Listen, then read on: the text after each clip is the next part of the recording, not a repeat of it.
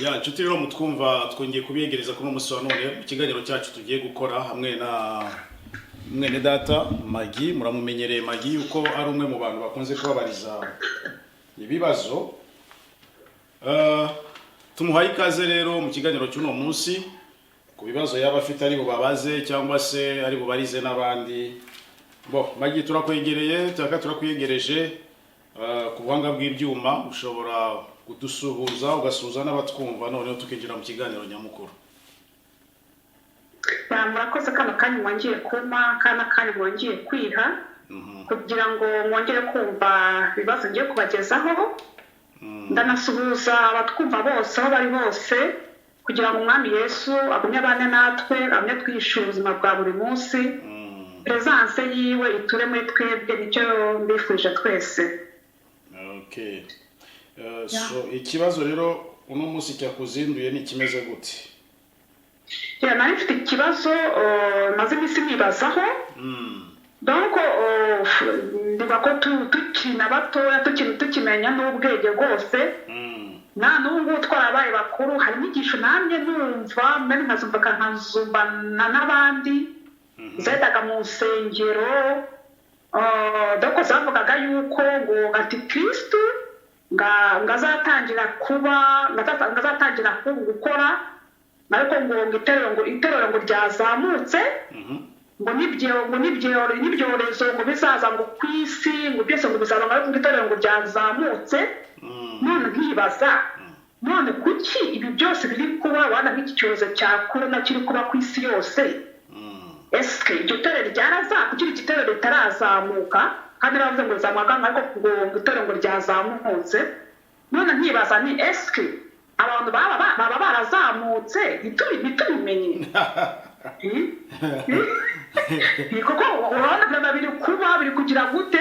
Dore hari abantu bagiye mu ibanga, igiterero ryaragiye mu ibanga, bwari tukiri ku isi mbese turi mu mwijima twiza tumenye ibyabaye. Hamwe abidusobanura icyo mu byumva mwebwe. Murakoze.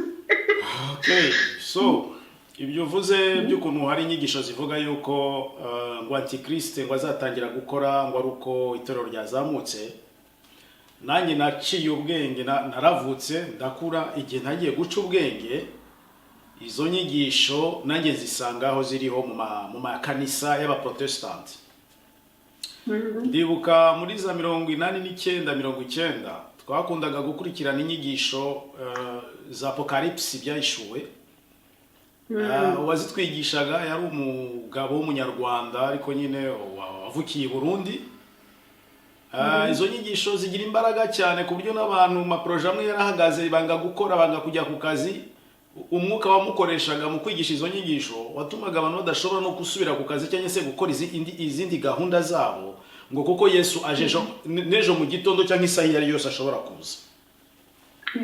Ariko mu by'ukuri zari inyigisho ziterabwoba, yari Apocalypse iterabwoba.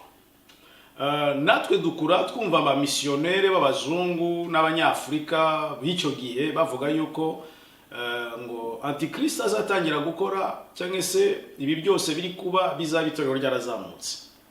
Ariko nubwo gihe babyigishaga sinabyemeraga kuko umutima nama wanjye ntago wahamanyaga n'izo nyigisho, kuko nahitaga njya mu byanditswe ngasesengura ngasanga barigisha bibanze ku mirongo imwe ya Bibiliya y'ibyahishuwe Yohana, ariko ntago binjira ngo bacukumbure ubuhanuzi bwa Yesu Kristo muri Matayo 24, ngo banashishoze ku buhanuzi bwa Paulo mu gitabo cy'Abitesalonike ba kabiri, ndetse n'igitabo cy'ibaruwa Paulo yandikiye Abaroma igice cya mbere n'icya kabiri.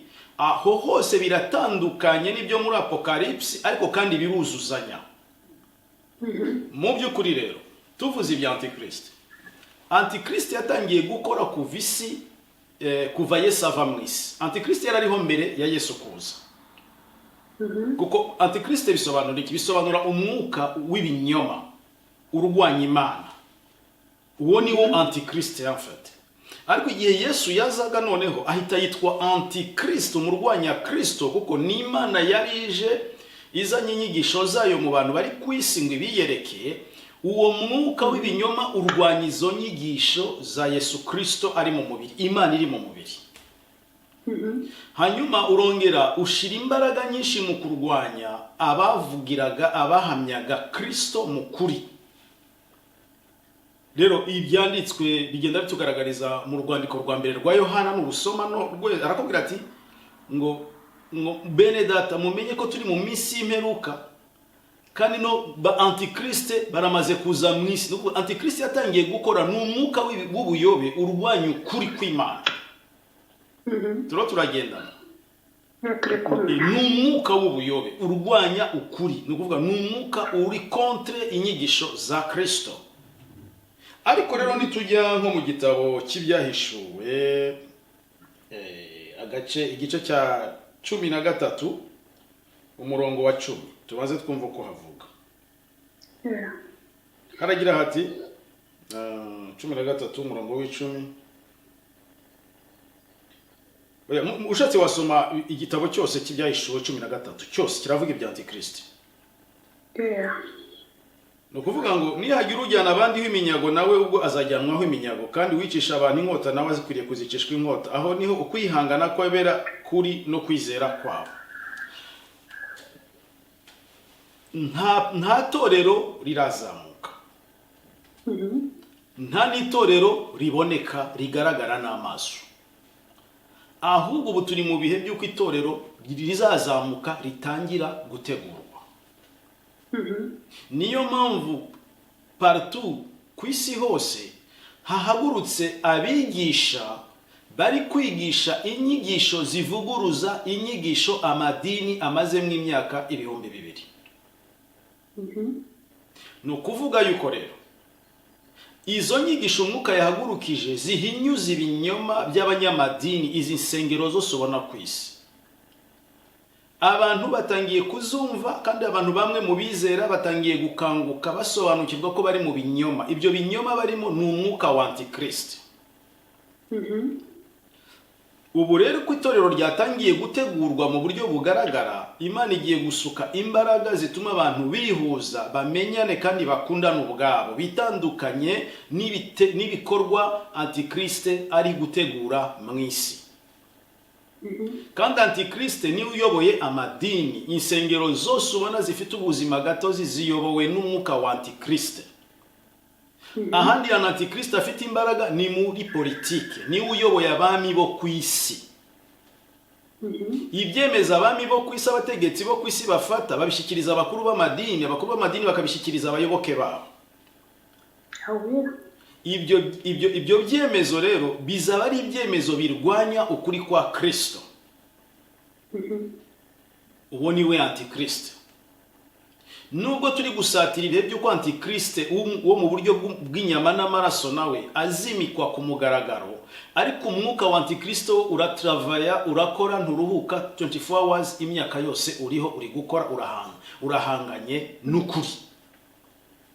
Ariko kuko ukuri nubwo ikinyoma cyamara igihe kirekire, iyo ukuri kuje kuragikubita kukagihishura. Abantu rero bizera ari bo torero rya Kristo bazaba bari contre n'amategeko ya za leta n'amategeko y'amadini, nibwo bazatangira kubona icyo bita gutotezwa.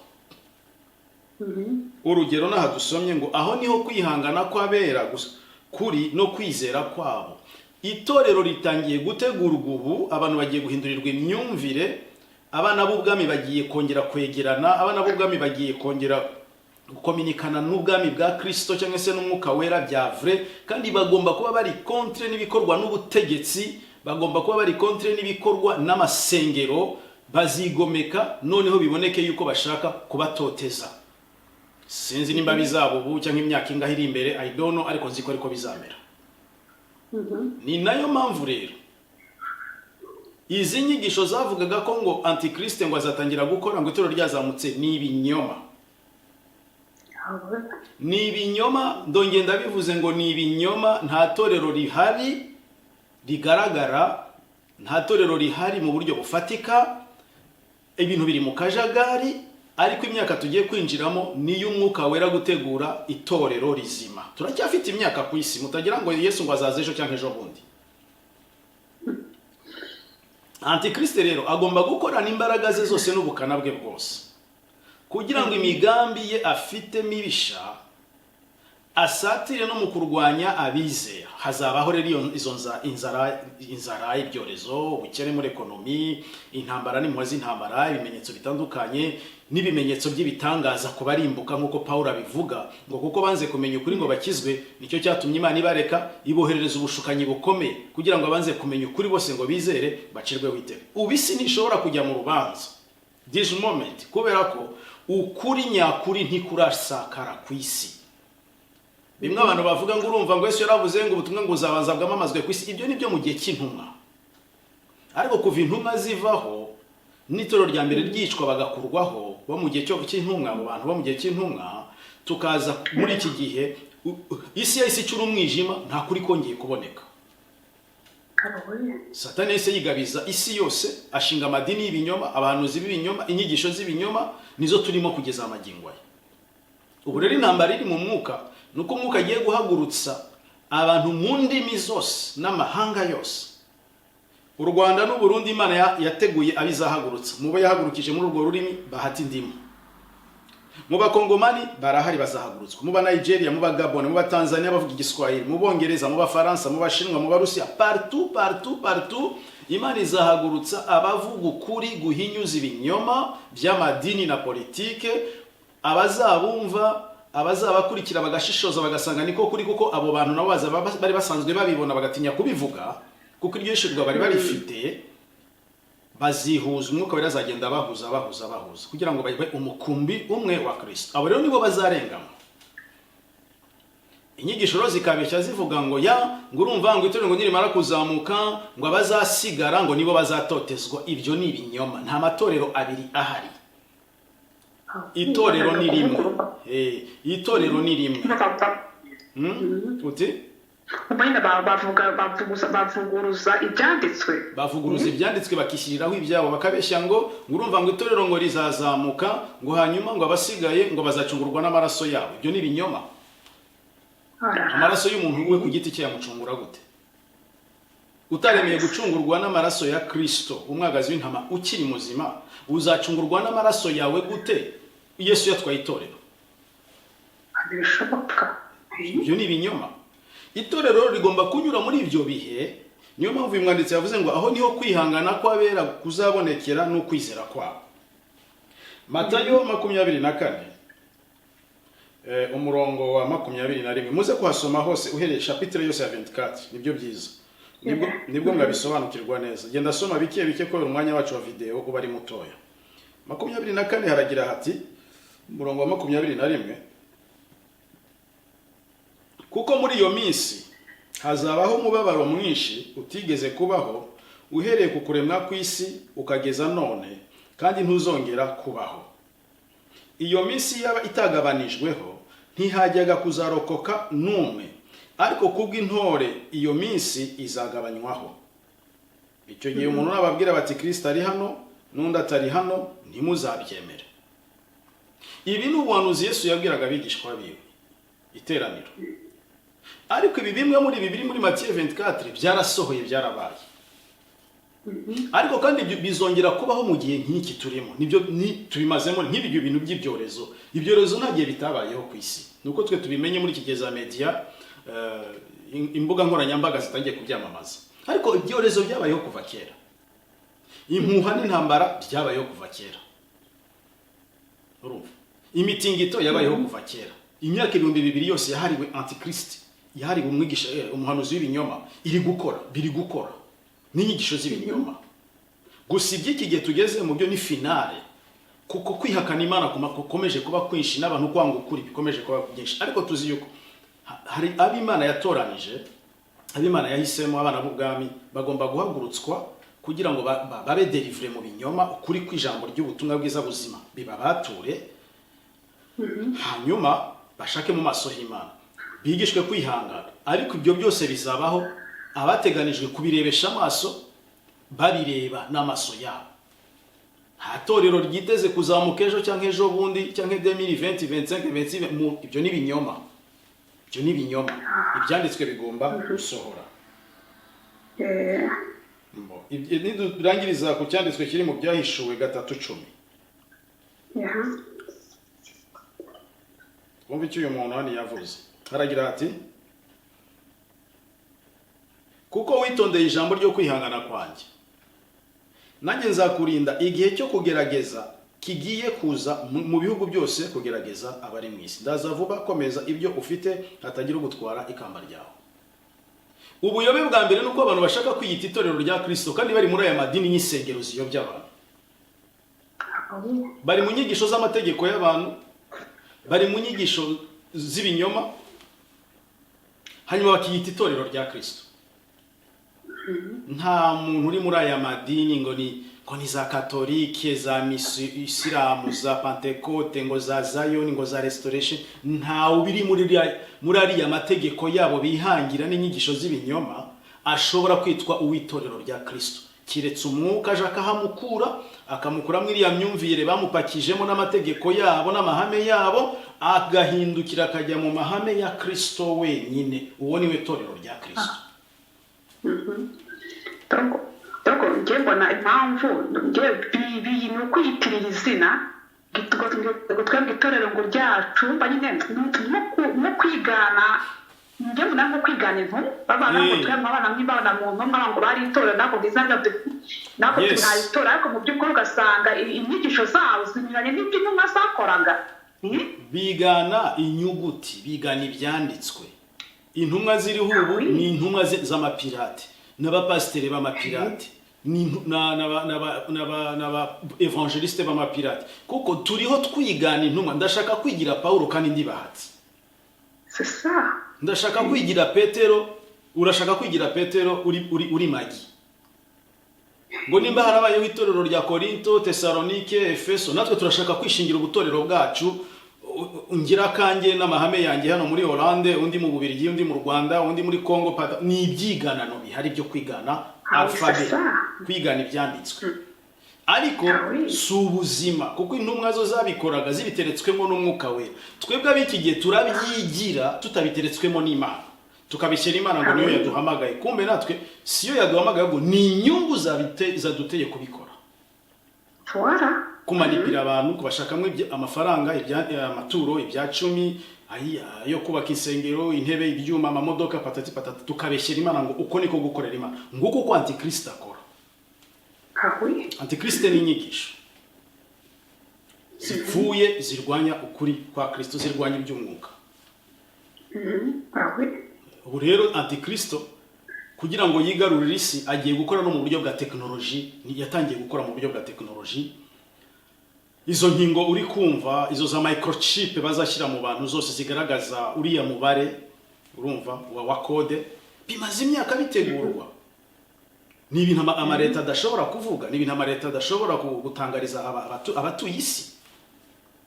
Ariko naguciye mu ijambo, dusanga abantu bavuga yuko ngo muza kumva amakuru menshi atambuka, banavuga ngo ni tekinoloji ihambaye, ngo se ngo urabona nk'uko nk'abantu ngo bavumbuye nk'indege, ngo ni tekinoloji, ngo se ngo ni development nyine ku buryo ngo ni ibigezweho nyine. Urabona ngo niba nk'uko wano nk'amakarita dukoresha abarimo iranga umwirondoro wacu nk'ibyo rero nabyo ngo ni tekinoloji, ngo ntaho bihuriye n'iki. Gusa ugasanga abantu bari bibaza de question, ariko ngiye ngo ntari ikintu kibyishima kabisa. Ababivuga ko ari tekinoloji normal ni abantu bari sous informé, badafite information, badacukumbura. Kandi ababivuga nka tekinoloji n'abantu bari muri Afrika no kubona za wifi, internet bibagora. Za wifi zicikagurika. Jewe mfite ibimenyetso bifatika, ama documentaire ya za Planète TV, za TV14 z'abanyamerika. Birahari baramena amabanga y'ukuntu iyi tekinoloji iganisha mu kwigarura isi yose, bagafata abantu. Antikristo akifatira bari mu isi hose. Ntabwo ari tekinoloji iva ku Mana, ni tekinoloji ya Satani, y'abadayimoni, igomba kwigarurira abari mu isi bose, bakaba under control y'agatsiko k'abategetsi bayoboye isi. Ziriya za G20, izi Union Européenne, urabyumva, ibyo bya Nouvelle Ordre Mondial, ni agatsiko k'abantu bake bakomeye ku isi, nibo bari kubitegura, nibo bikoresho by'abadayimoni n'aba Freemason. Tuvuge nka microchip iri mu ibanga rikomeye. nakurikiranye documentaire zitandukanye numva bose barahuriza hamwe abanyamerika babikoze n'abanyaburayi.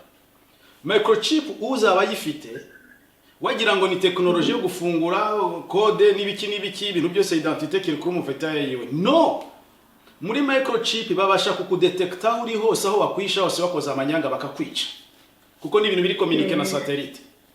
Microchip igutera imbaraga zo guhindura ubwenge, uruhande rumwe ukaba robo, ukaba uri umuntu ariko urimo na robotique, ukaba waterura ibiro 300 kandi ufite ibiro 50. Numvise ubuhamya bwo muzungu babikoreye muri Amerika ndumirwa. Ubwe muri iyo documentaire aratanga ubuhamya ati kandi ndabyishimiye kuko byampaye imbaraga zidasanzwe. Ni kuvuga ngo microchip ifasha umuntu gutakaza ubumuntu agakoreshwa mu buryo bwa technology, bakamukomanda nko ukomanda telecommande kuri televiziyo, cyangwa nguko bakoresha amarobo agakora ibikorwa mu ma factory, mu nganda. Umuntu urimo microchip ntaruha, umuntu urimo microchip ariruka kuruta, agira umuvuduko kuruta wa cheetah, uwifarasi, wasiga ifarasi mwirukanse. Yes, nakurikiranye izo documentaire ndumirwa, ndavuga ni isi irahishwa ibintu bikomeye. Uzaba gafite wese umuntu ashobora kurwara. Kurwara nibiba bikibayeho, urumva nibyo bavuga yuko ngo bashobora ku mugihe kizaza bashobora kuzahagarika ngo n'urupfu, niyo technology bagezeho, umuntu akaramba imyaka myinshi. Microchip yirimo ntabwo igarukira mu bintu bya activité zisanzwe. Microchip no kugira ngo barwanye ibyihebe byihisha mu misozi, aho waba uri hose satellite zikubone zikuvumbure. Kandi hani Buraya, sinshatse kuvuga igihugu kirimo computer yateganijwe ibitswa ahantu iza controla abantu b'i Buraya bose. Irahari, imaze imyaka ibitswe. Ibyo ngibyo biri mu madocumentaire barabivuga, abazungu bwabo barabivuga, abanyamakuru baramena amabanga, abasirikare babikozemo baramena amabanga. Amerika niyo ibihagarariye byose. Isi zaba under control ya za satellite, bazajya bakubona aho uri bagukoresha ibyo bashaka. Uguza utaye ubumuntu. Nimba rero byo zatangiye no gukora dayero ubu ngubu, none se bari kuzishyira mu bantu secteur ryarazamutse. Byagiye mu ibanga hari wenda. Cyagizwe amabanga. Abantu bari sous informé, nta makuru bafite, barapfa kuvuga ngo ibyo batazi. Ntago ibintu bya microchip ari ibintu biri normal. Nibyo biganisha kuri kira kimenyetso, kuko bayigutera ku gahanga cyangwa se bakayigutera mu kiganza. Na Bibiliya mu byahishura avuga ko baterwa ku gahanga cyangwa mu kiganza, nta handi. None se ko bihura n'ibyanditswe, wavuga gute ko microchip ari technology isanzwe? Ni technology ya antichrist. Ariko itorero Imana ishimwe kuko ngo rizabinyuramwe agahe gato. Niko Yesu wanabivuga muri Matayo 24, ngo iyo izo ntore icyo gihe kitagabanijwe ngo ntiharokoka n'umuntu n'umwe. Nzabigarukaho, ndashaka kuzakora documentaire yabyo mfite n'ibimenyetso, nzabaha abantu ba BTB biri mu cyongereza n'igifaransa ndetse no mu kinyarwanda, bazagende babaze bari abagabo bo muri inyanja twogamo batanga ibiganiro kuri za Isango Star, za Kiketi Radio na za bafite ayo documentaire barayafite, bazayabaha.